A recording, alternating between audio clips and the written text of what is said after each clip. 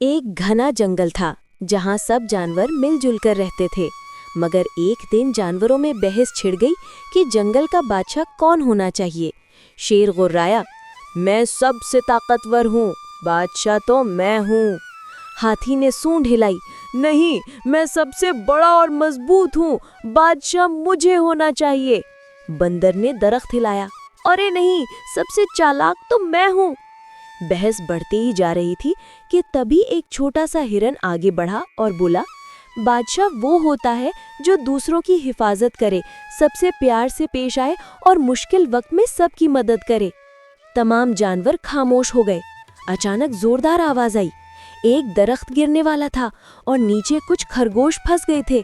शेर ने फौरन भागकर दरख्त को अपने जोर से रोका। हाथी ने अपनी सूंड से दरख्त उठाया और बंदर ने फुर्ती से खरगोशों को बाहर निकाला। सब जानवर खुश हो गए। हिरण मुस्कुराकर बोला, देखा, बादशाह कोई एक नहीं होता, जब हम सब मिलकर काम करते हैं तो जंगल महफूज रहता है।